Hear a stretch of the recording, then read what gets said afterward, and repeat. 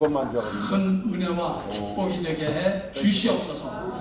예수님의 귀하신 이름으로 기도하옵나이다. 오늘은 사실 우리 소위 이제 신앙생활의 교리 중에서 어쩌면 가장 이해하기 힘들고 어려운 그런 주제를 여러분들이 만나게 되실 것입니다. 그것이 뭐냐면 삼위일체라는 교리입니다. 그런데 여러분, 성경에 삼위일체라는 말이 있습니까? 없어요. 성경은 없어요. 그런데 왜 우리는 이 정통 우리 복음적인 교회에서는 왜 삼위일체를 믿느냐? 성경에 이 단어는 있지도 않은데, 성경의 삼위일체, 영어로 트리니티, 그런 단어는 없지만 성경 전체를 창세기서부터 계시록까지 통틀어 성경 전체의 흐름을 보면 그 안에는 삼위일체라는 교리가 흐르고 있는 것을 발견하기 때문에 우리는 삼위일체를 믿는다고 말하는 것입니다. 이해되셨죠? 시간이 많지 않으니까 제가 빨리 나가야 되니까 여러분들이 빨리 이해를 하셔야 합니다. 빨리 잘 캐치를 하셔야 돼요. 그러기 위해서는 집중을 하시기 바랍니다.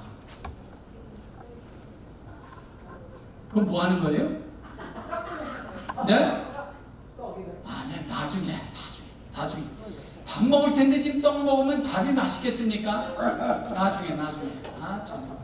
자, 우리 여전도 회장님은 어떻게든지 먹이시려고 그 마음은 제가 너무 감사해요. 그러나 방해는 되지 않았으면 좋겠습니다. 집중해야지 여러분들 이해를 잘 하시죠.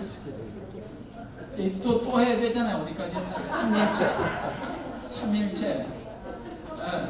삼위일체라는 단어는 성경에 없어요. 그런데 성경 전체 흐름을 보면 그 안에 삼위일체의 교리가 흐르고 있다는 것입니다. 삼위일체는 뭐를 갖고 삼위일체라고 하죠? 성부, 성자, 성령. 성부, 성자, 성령을 삼위일체라고 그렇게 말합니다. 그러면 성부 하나님 있고, 성자 하나님 있고, 성령 하나님 있고, 그럼 우리가 믿는 하나님이 셋입니까? 그런 말이 아니죠. 그런 말이 아니에요. 우리가 믿는 하나님이 셋이 아니라 우리는 한 하나님을 믿는데 우리가 믿는 이 하나님을 그 하나님이 하시는 일에 따라서 어떤 때는 성부 하나님, 어떤 때는 성자 예수님, 어떤 때는 성령 하나님, 성령님 이렇게 말을 한다는 것입니다. 하는 일에 따라서. 이거를 이해를 잘 하시기 바랍니다. 제가 강기평이라는 저는 한 사람이죠. 한 사람. 그런데 제가 하는 일에 따라서 크게 세 가지 이름이 저한테 주어질 수 있습니다. 첫째는 아빠. 우리 아이들이 저를 강 목사라고 부릅니까? 아니죠. 우리 아이들은 저를 아빠라고 부릅니다. 제 집에 가 있을 때, 물론 지금의 아이들은 다 나가고 없지만 집에 돌아가면 아이들은 저를 강 목사님 이렇게 불러주지 않고 아빠라고 부릅니다. 집에 있는. 두 번째, 제가 만약에 제가 하도 나이를 많이 먹어서 이제 다 애들도 없고 학교도 안 다니고, 제가 학교를 다닌다면 저는 학교에 학생으로 있는 것입니다. 그죠? 어려우면 손 들고 질문하십시오. 학생으로 저는 공부하게 됩니다. 학생이라는 신분이 있습니다. 그리고 세 번째, 제가 이렇게 교회 와서 성경 공부를 가르치고 예배를 인도하는 저를 가르쳐서 뭐라 그러죠? 목사라는 직분이 있습니다. 자, 나라는 강기평이라는 사람은 한 사람이지만 내가 하는 일에 따라서 집에 있을 때는 아빠, 학교에서 공부할 때는 학생, 그리고 교회에서 목회할 때는 목사라는 세 가지 이름이 있습니다. 그렇죠? 다시 말씀드리면 위치는 세 개인데 사람은 한 사람입니다. 이렇게 얘기하면 대강 삼위일체를 조금 감을 한 30% 감을 잡으시기 바랍니다. 자, 성부 하나님은 어떤 일을 하셨나? 성부 하나님은 어떤 일을 하셨나? 어떤 일을 하신 것 같습니까? 한번 제가 질문을. 성부 하나님. 성부는 어떤 일을 하셨습니까? 천지창조? 그 참 맞는 말 같지만 맞는 말이 아닙니다. 천지창조는 삼위의 하나님이 다 함께 합세해서 천지창조를 하셨습니다. 그래서 창세기를 보면 우리가 사람을 만들고, 우리라는 복수의 단어를 썼어요. 내가 이게 아니라 우리라는 복수형을 썼어요. 그러니까 천지창조는 삼위의 하나님이 천지창조에 가담했습니다. 예수님도 가담하고 성령 하나님도 가담하고 그리고 성부 가담하고. 자, 간단하게, 저는 간단하게 말하는 것을 좋아합니다. 그리고 잘합니다. 그러니까 성부 하나님은 어떤 일을 하셨냐면 딱 한 가지만 생각하시면 돼요. 성부 하나님은 플래너다. 플래너. 뭐죠? 플래너. 플랜 짜는 사람. 내가 천지를 창조해야지 라는 계획을 가지신 분 하십니다. 내가 예수 그리스도를 이 땅에 보내서 그로 하여금 십자가를 지고 죄인된 인간들의 모든 죄를 내가 십자가에서 다 용서해 줘야지 라는 십자가의 계획을 세운 분, 구원의 계획을 세우신 분이 성부 하나님이십니다. 지금서부터 약 50여 년 전에 저 강기평이라는 청년을 어느 교회에 보내서 그날 와장창 회개하고 깨지게 하셔서 예수를 믿고 영접하게 하신 그 일을 계획하신 분이 성부 하나님이십니다. 오케이, 여기 앞에 계시니까 구인남 권사님 언제쯤 예수 믿으셨죠? 중학교 때, 15살 때 중학교 때 예수 믿으셨대요. 그러니까 우리 구인남 권사님을 지금서부터 굉장히 오래됐죠. 자관 오래전에 그때 예수를 구주로 믿고 고백하시기로 내가 저 딸을, 구인남 권사 저 딸을 내가 구원해야지 라고 그 일을 계획하신 분이 누구예요? 성부 하나님. 아셨죠? 성부 하나님은 플래너다. 모든 일을 계획하신 분이에요. 예, 지금서부터 한 3달, 4달, 제가 여기 교회 다시 온 지 4달 됐습니까? 내가 다시 그 강 목사를 다시 이 하이데저트로 보내서 우리 HD 은혜교회로 다시 보내서 목회를 하도록 하는 그 계획을 세우셔서 저를 이곳에 보내신 그 일을 계획하신 분이 성부 하나님이십니다. 여기 계신 여러분들 한 분도 빠짐없이 내가 HD 은혜교회를 이 교회에 이 교회를 건축하게 하고 교회를 세워서 내가 아무 개를 이 교회 몸의 지체로 교인으로 보내야지 라고 그 일을, 그래서 이 교회를 잘 섬길 수 있도록 해야지 라고 그 일을 계획하신 분이 성부 하나님이십니다. 됐죠? 플래너다. 자, 두 번째, 성자 예수님은 어떤 일을 하셨습니까? 예수님께서 계획하신 많은 일 중에 다 중요하지만 가장 중요한 일, 그것은 죄인들의 죄값을 용서하기 위해서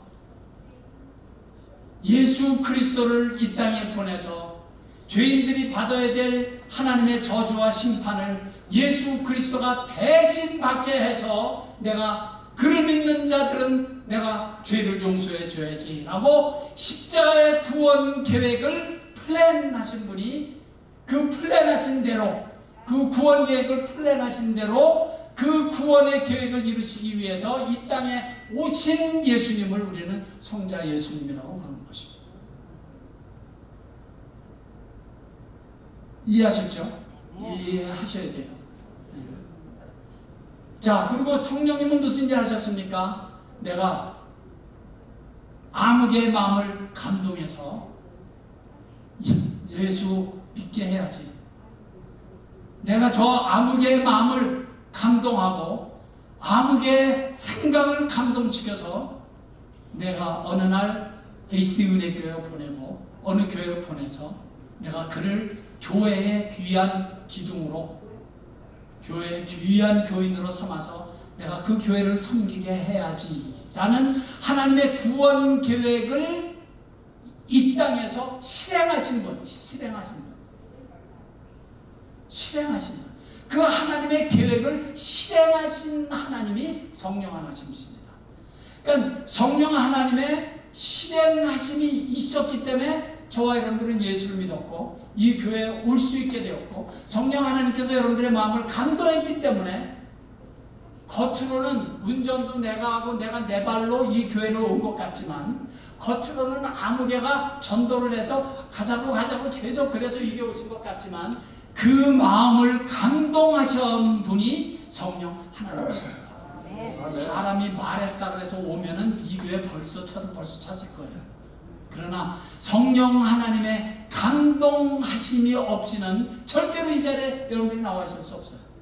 그 실행하시는 execute 성령 하나님, 실행하시는 하나님, 그 하나님이 계시기 때문에 우리는 이렇게 축복된 자리, 구원의 자리, 예배 드리는 자리에 와 있다 하는 것입니다. 그러니까 이 성령 하나님은 실행자예요. 어떻게 실행하십니까? 우리의 마음을 감동해서. 성령의 감동. 자, 하나님은 분명히 한 하나님이지만 하시는 일에 따라서 플랜하는 성부 하나님. 가장 중요한 계획인 인간들의 죄를 용서하는 이 십자가를 지기 위해서 이 땅에 사람의 몸을 입고 이 땅에 오셔서 십자가를 지신 그 예수님을 우리는 성자 예수님. 그 예수 그리스도를 믿고 영접하는데 사람의 말로는 안 돼요. 성령 하나님께서 우리의 마음을 감동해서 예수를 믿게 하신 그 일을 실행하신 우리를 감동한, 내 마음을 감동하고 내 생각을 감동하신 하나님, 그 하나님 우리는 성령 하나님이라고 부릅니다. 자, 그런데 한 가지 여러분들이 꼭 주목하시고 아셔야 될 것은, 제가 이 비유를 나를 들어서 이 비유를 했잖아요. 그런데 이게 완벽한 비유가 안 돼요. 겉으로는 그냥 그거 참 이해가 쉽게 되는 것 같지만, 그러나 이 비유 갖고는 성삼위일체라는 이 하나님을 절대로 완벽하게 이해할 수가 없어요. 모순이 하나 있어요. 뭐냐? 자, 제가 여기서 목사로서 목회를 하고 있을 때는 제 집에는 제가 있습니까? 없습니까? 없어요. 그죠? 자, 제가 학교에서 공부를 하고 있을 때 HD 은혜교회는 제가 있습니까? 없습니까? 없습니다. 저는 시간과 공간에 아주 지극히 제한을 받죠.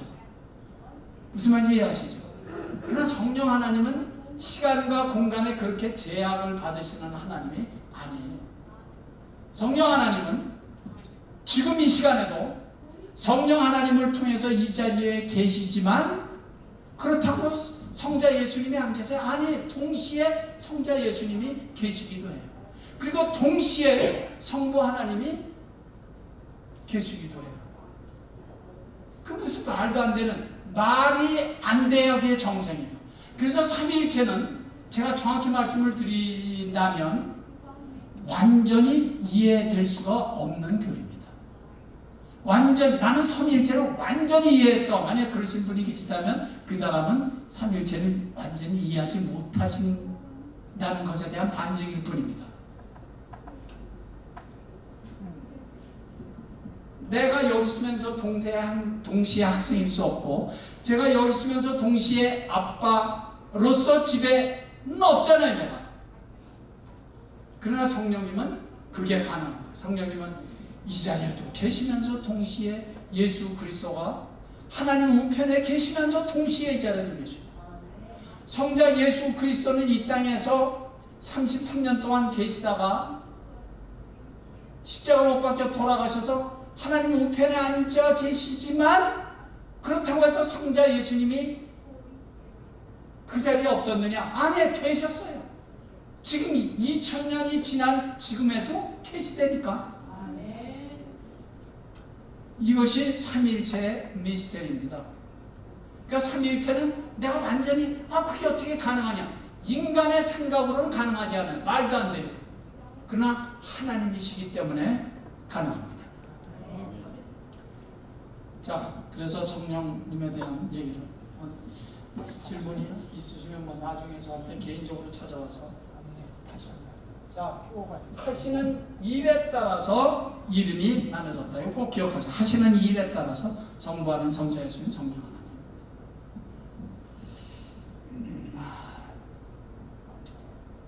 성경에 기가 막힌 사건이 하나 있어요. 우리 한번 성경을 찾아보겠습니다. 마태복음 3장.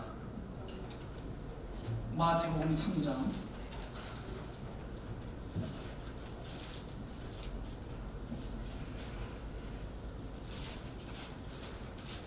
마태복음 3장. 자, 마태복음 3장 16절 17절을 또박또박 우리 같이 읽어보겠습니다. 3장 16절 17절 다같이 시작. 예수께서 세례를 받으시고 곧 물에서 올라오실새 하늘이 열리고 하나님의 성령이 비둘기같이 내려 자기 위에 임하심을 보시더니 하늘로부터 소리가 있어 말씀하시되 이는 내 사랑하는 아들이요 내 기뻐하는 자라 하시니라. 아멘. 자, 여기 다시 보십시오. 이게 요단강이라고 치고, 요단강에서 예수님께서 세례를 받으시는 거예요. 예수님께서 이제 세례를 받으십니다. 화가 목사님이 계신데 내가 이거 뭐 그림을 여기 이렇게, 이거 예수님, 이거 정말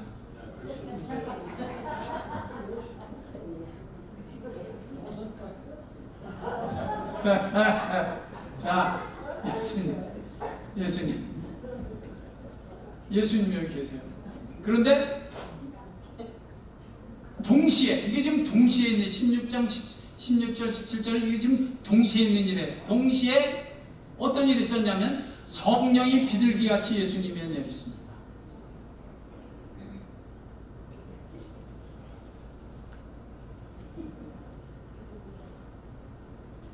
뭐 닭인지 자관 병아리인지 모르겠지만 자관. 예수님이 지금 세례를 받으신다고요. 세례를 받으셔야 세례 받게. 그리고 그런데 세례를 받으실 때 성령이 비둘기같이 하늘에서 내렸습니다. 그런데 그것뿐만이 아니에요. 하늘에서 누구의 소리가 들렸습니까? 하나님의 음성이 들렸어요. 하늘에서 하나님의 음성이 들리기를 이는 내 사랑하는 아들이야. 내가 기뻐하는 자야. 하늘에서 하나님 아버지의 성부 하나님의 음성이 들렸습니다.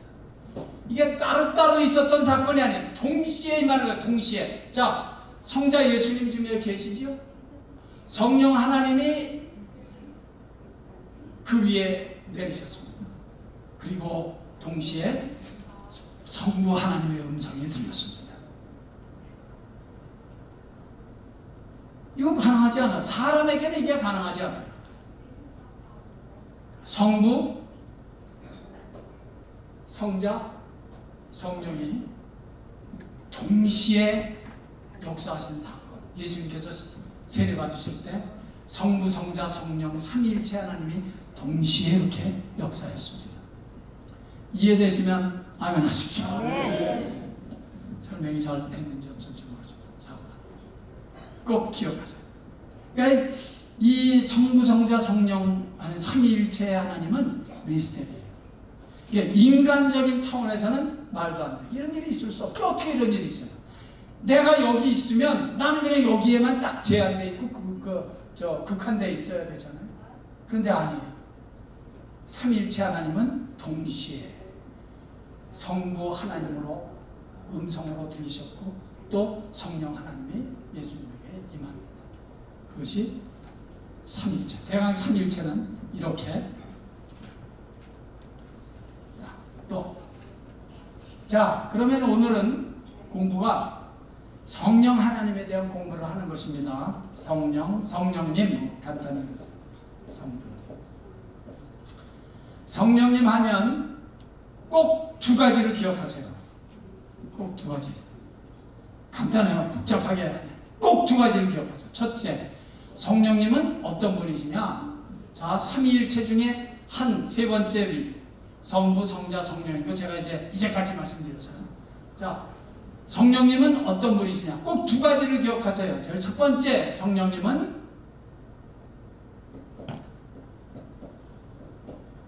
하나님 자신이시다.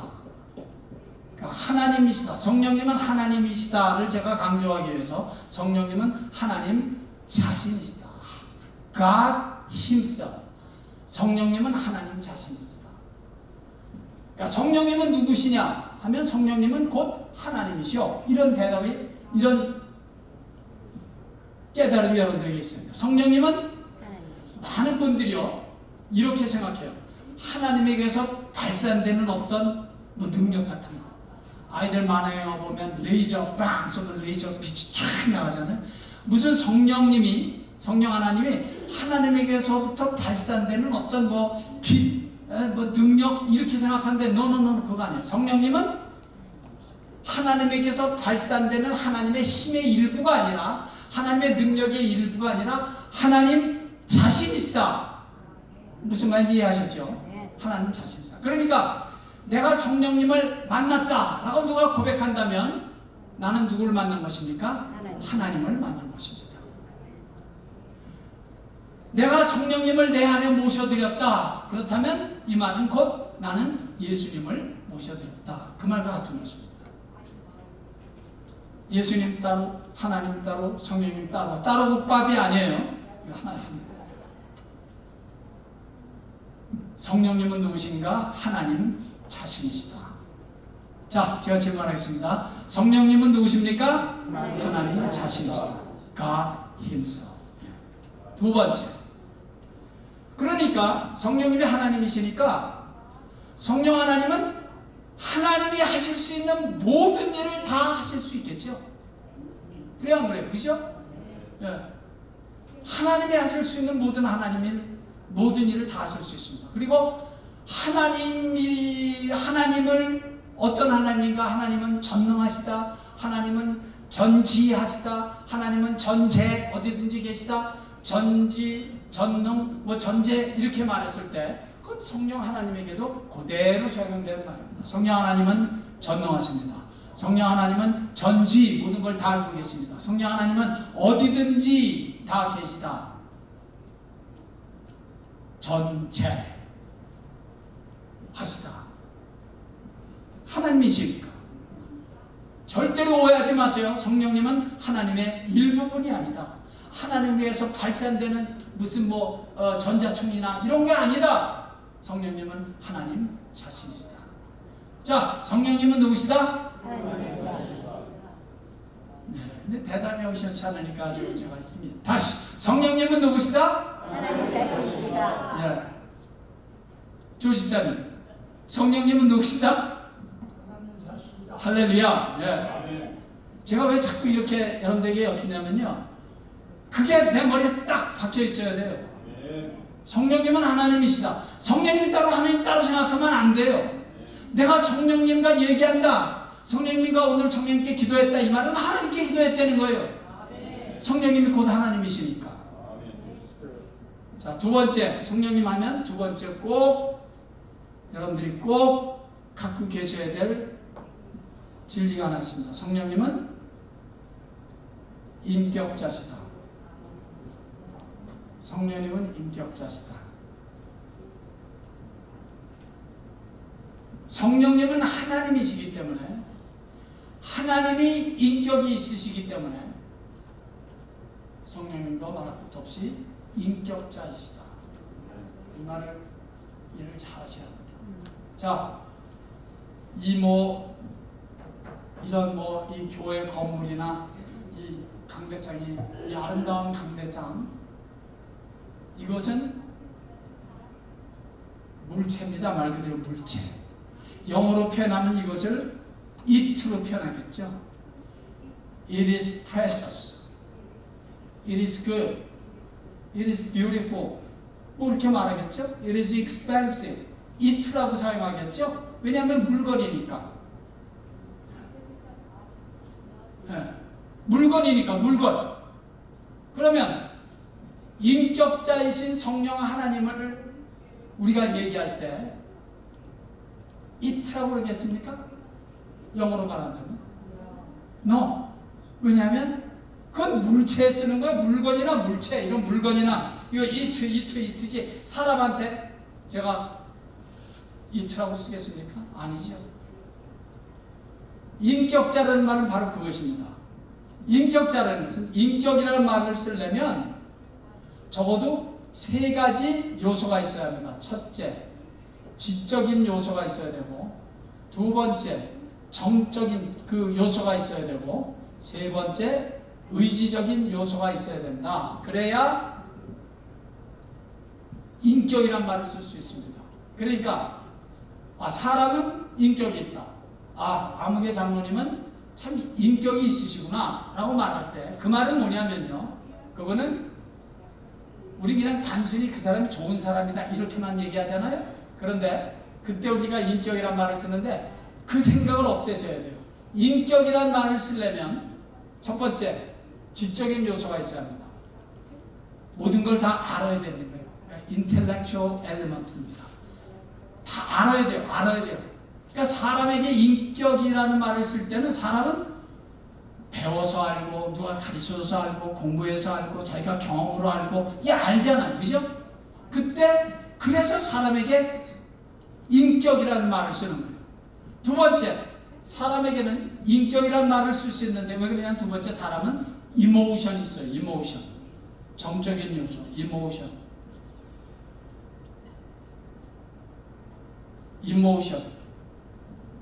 느낀단 말이에요. 사람은 느껴요.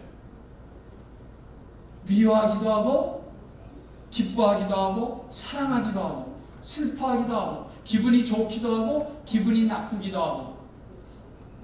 사람에겐 이런 느낌, 감정의 요소가 있습니다. 그것이 인격의 2번째 요소입니다.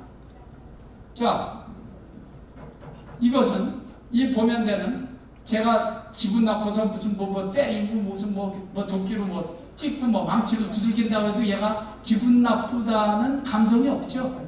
왜 그러냐? 왜? 인격체가 아니기 때문에. 그러나 제가 안군사님에게 가서 갑자기 예배드릴 안군사님의 뒤통수를 때렸다면 기분 나쁘시겠죠. 물론 안군사님은 그래도 목사님이 나를 때려도 이유가 있겠지, 내가 사랑으로 다 용납합니다, 그럴 뿐이지만, 그렇게 할 수 있든지 없든지 사람에겐 인격이 있기 때문에 그런 감정이 표현되는 것입니다. 자, 이런 건 물체이기 때문에 그런 감정을 표현할 수 없습니다. 자, 3번째, 인격이 있다는 말은 영어로 willingness라는 말이 있고요.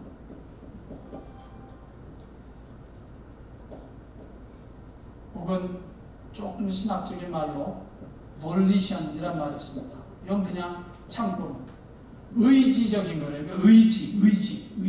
인격이 있다는 말은 의지. 뭐냐면요, 사람에게는 의지가 있기 때문에 내가 뭔가 결단할 수 있습니다. 내가 아무개를 사랑해야지. 내가 아무개를 좋아해야지. 내가 공부를 해야지. 내가 자선사업 좀 해야지. 이게 다 자기의 의지적인 결단에 의해서. 내가 이번 주에서부터 무슨 일이 있어도 교리성경 공부를 꼭 해야지. 교회를 나가서 예배 드려야지. 이것이 나의 의지적인 결단에 의해서 행해지는 것입니다. 사람만이 그렇게 할 수 있습니다. 사람에게 의지적인 결단이 있습니다. 자, 지적인 요소, 정적인 요소, 의지적인 요소가 있을 때 인격자라는 말을 쓰는데, 우리가 믿는 성령님께서 인격자시라는 말은 성령님이 뭐가 있다? 지적인 요소가 있고, 성령님이 뭐가 있다? 정적인 요소가 있고, 의지적인 요소가 있다. 다시 말씀드리면 우리가 믿는 성령 하나님은 뭐든지 다 알고 있어요. 인텔렉추얼. 뭐든지 다, 그가 모르시는 분은 없어요. 모르는 거 없어요. 그분은 다 알고 있어요. 뭐든지 다 알고 있어요. 하물며 우리의 장래까지도 다 알고 계세요. 예. 모르는 거 없어요. 우리의 앞날, 장래, 과거, 뭐 작은 다 알고 계세요. 그분은 전지하신 분입니다. 다 알고 계시다. 누가요? 성령 하나님. 두 번째가 중요해요. 두 번째, 성령 하나님은 이모션, 우리와 똑같이 감정이 있으신 분이기 때문에 성령 하나님은 때로는 기뻐하기도 하시고 때로는 슬퍼하기도 하십니다. 주일날에 갑자기 무슨 일이 있어서 교회에 와서 예배 드려야 되는데 그 일을 안 하고 라스베가스로 놀러 갔다. 또 친한 친구가 찾아와서 그때 성령님은 할렐루야하고 박수 치실까요? 천번에 슬퍼하십니다. 왜?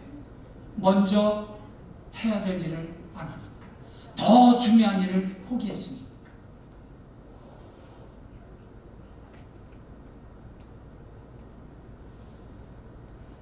우리 성령님은 물건이 아니기 때문에 우리가 성령 하나님이 싫어하는 일을 자꾸 하면 성령님은 슬퍼하십니다. 성령님은 근심하십니다. 그래도 계속 성령 하나님이 싫어하는 일을 계속한다 그러면 성령님이 짐 싸갖고 나가십니다. 그런 다음에 언젠가 뭐 두들겨 얻어 터지고 다시 돌아올 수 있죠. 중요한 것은 이것입니다. 성령 하나님은 물건이 아니기 때문에 감정이 있으시다. 슬퍼하십니다.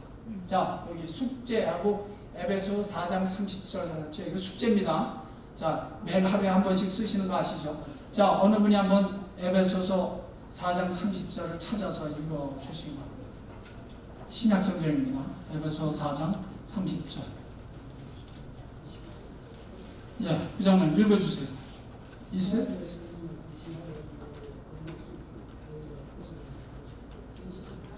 예, 이 장로님이 식사를 안 하셔갖고 우리 저 강성구 장로님이 큰 목소리로 다시 읽어주십시오. 시작. 하나님의 성령을 근심하게 하지 말라. 거기까지. 하나님의 성령을 뭐하게 하지 말라?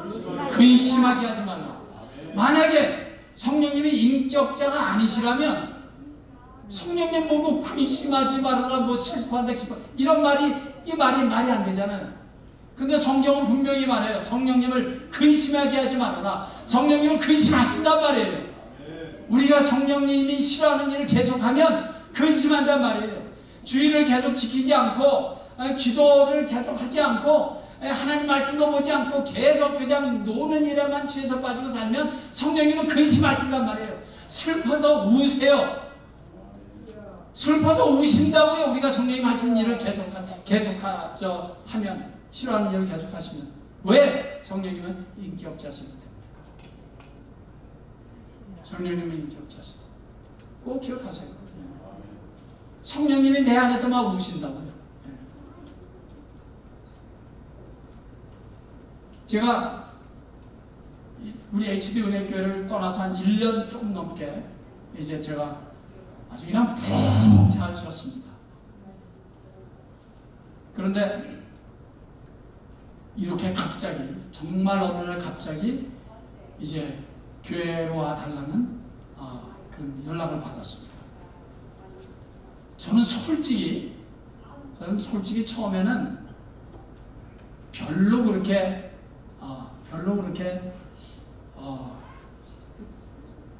될 일도 아닌 것 같고, 그리고 잘못하면 오해받을 일이고, 그때 상황도 아시는 분들은 아시겠지만 그렇거든요.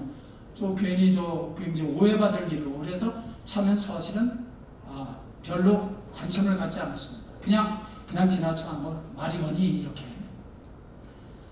그런데 이 문제를 놓고 기도하면 할수록 성령께서 제 마음을 자꾸 부담을 주는 거예요. 성령께서 자꾸 제 마음에 자꾸 생각이 나지 말아야 내가 거기서 자유로워질 텐데 자꾸 부담이 자꾸 생겨요. 아마 몇몇 분들이 기도를 굉장히 많이 하신 것 같아요. 그래서 성령님은 그런 하나님이에요. 부담도 주시고 평안함도 주시고 마냥 아프게도 하세요. 부담도 주시고 기쁘게도 하고 슬프게도 하시고 근심하게도 하시고. 왜? 성령님은 인격자이시기 때문에 그렇다. 인격자시다.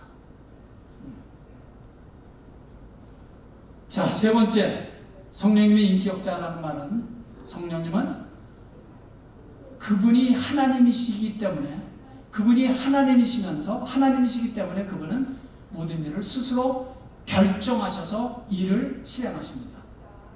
의지적인 결정을 그분이 하십니다. 결정하시다.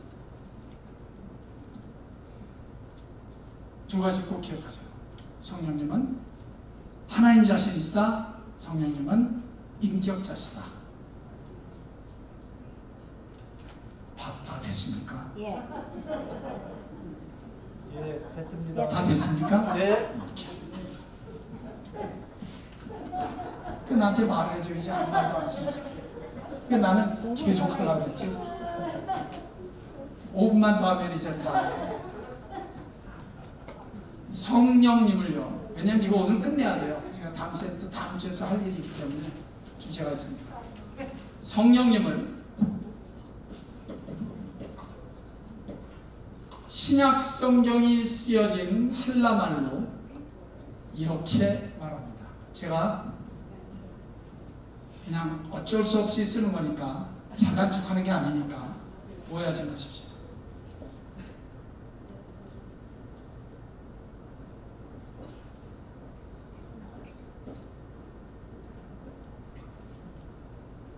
이렇게 씁니다. 파라클레토스. 자, 다 같이 파라클레토스. 파라클레토스. 여러분, 이런 선교단체를 뭐라고 말하냐면 페라처치라고 해요. 페라처치. 그럴 때 쓰는 똑같은 말입니다.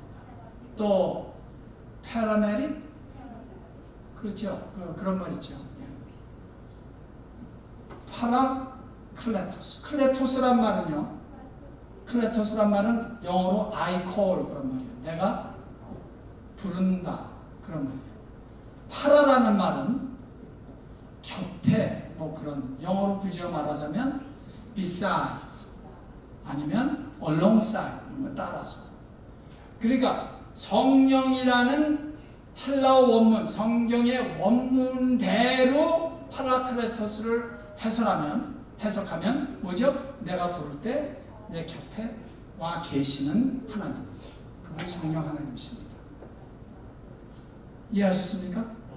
내가 부를 때 내 곁에 와 계십니다. 그래서 말이죠, 이 파라클레토스를 한국말로는 크게 세 가지로 번역되어 있어요.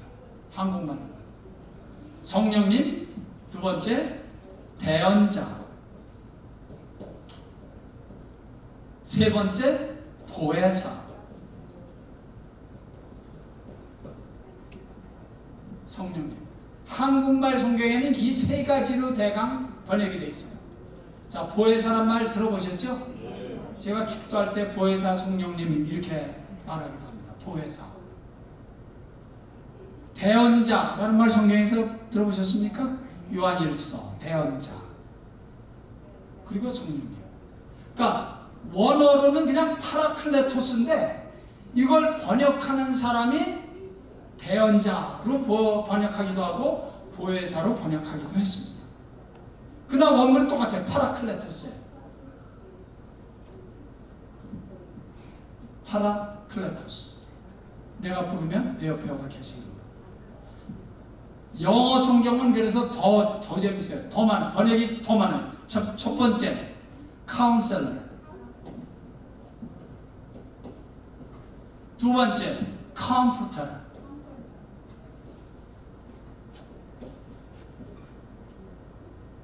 counselor, comforter. 세 번째, advocator.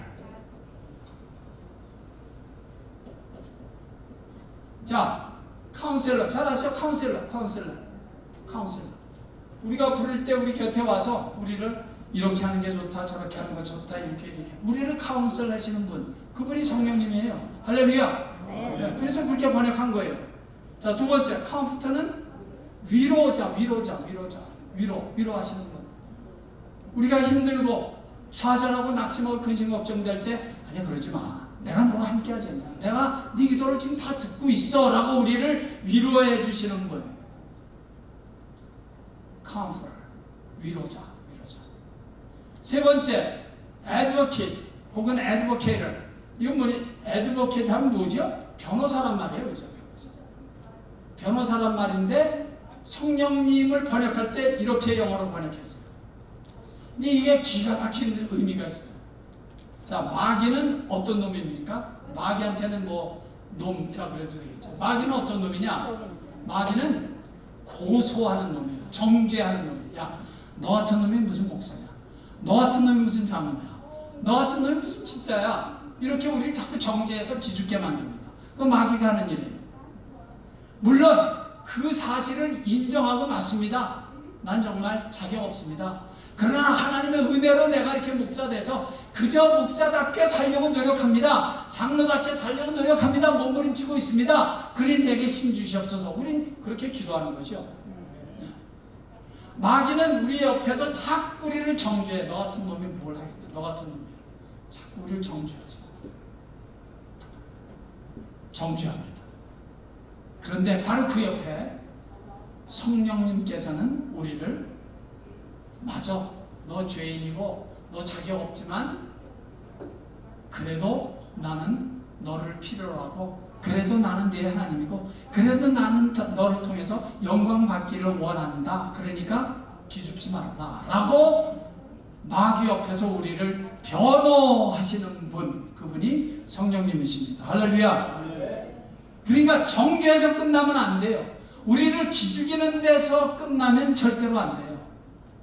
성령님의 나를 변호해 주시고 내 편이 돼 주시고 내 길을 살려주시는 성령님을 반드시 만나야 합니다.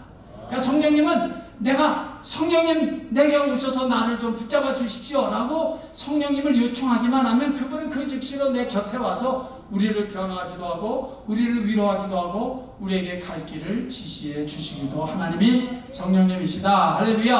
아멘. 기도하겠습니다. 아버지 하나님, 내 곁에 계신 성령님, 나를 위로하시고 때로는 변호해 주시고 내 길을 살려주시는 성령 하나님을 한시도 잊지 말고 그 성령에 감동돼서 기도하며 그 성령님을 따라가며 그 성령님을 따라가며 순종하며 날마다 성령님의 승리의 깃발이 내 삶의 한 걸음 한 걸음에 꽂혀지는 은혜가 이 자리에 고개 숙인 당신을 위한 백성들에게 차오름치게 해 주시옵소서. 아멘. 예수님의 귀하신 이름으로 기도하옵나이다. 아멘.